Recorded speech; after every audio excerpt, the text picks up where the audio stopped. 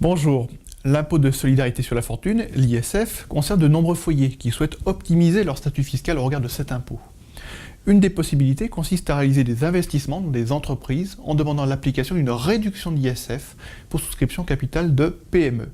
Ce type d'investissement peut potentiellement concerner tous les redevables de l'ISF. Les versements potentiellement éligibles à cette réduction d'ISF sont les apports réalisés à la constitution ou lors d'une augmentation de capital d'une PME. Ces apports doivent être effectués en numéraire ou en nature sur des biens nécessaires à l'activité de l'entreprise. Les apports d'actifs immobiliers ou de valeurs mobilières ne sont par contre jamais éligibles à la réduction de l'ISF. L'entreprise doit être exploitée en société, être une PME communautaire et avoir une activité opérationnelle éligible, une activité réelle, en l'occurrence une activité industrielle, commerciale, artisanale, agricole ou libérale. Elle ne doit pas avoir d'activité de gestion de son patrimoine mobilier, d'activité immobilière ou financière ou toute autre activité exclue.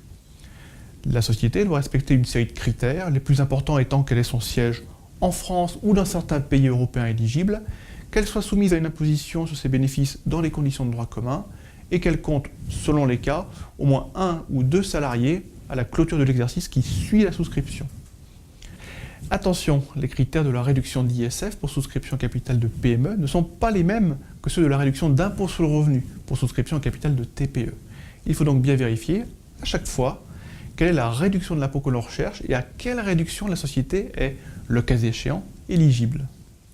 La réduction d'ISF est égale à 50% des versements effectués. Pour réduire par exemple votre ISF de 5 000 € au titre d'une année, il faut réaliser un versement de 10 000 €.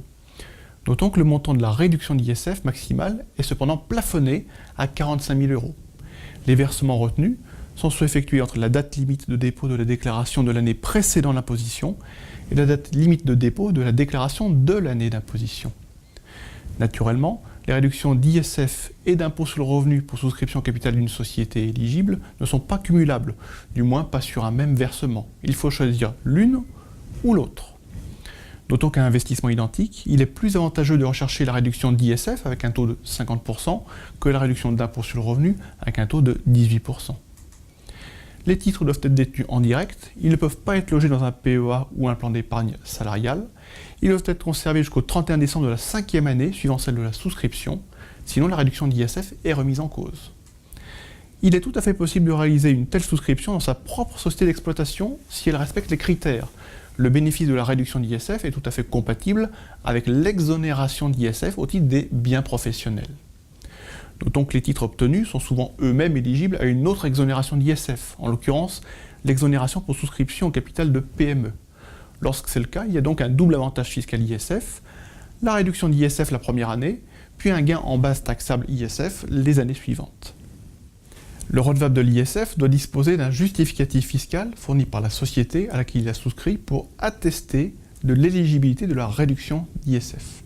Il faut donc penser à demander ce justificatif, vérifier qu'il comporte toutes les mentions requises et, lorsque cela est nécessaire, le joindre à la déclaration d'ISF. Les avantages de cette réduction d'ISF pour souscription au capital de PME sont sa simplicité, son efficacité fiscale, la mobilisation assez limitée de trésorerie, du moins comparativement à l'avantage fiscal, et la relative facilité à trouver ce type d'investissement sur le marché. Il est également possible de réaliser des souscriptions indirectes en investissant en numéraire dans une société holding qui prendra des souscriptions dans des PME éligibles.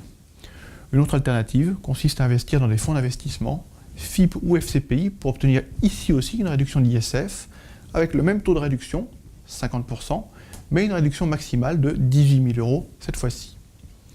Les inconvénients des souscriptions capitale de PME sont que ces investissements doivent être réguliers. En effet, la réduction d'ISF ne s'applique qu'une fois, et il s'agit en outre d'un actif qui est potentiellement risqué.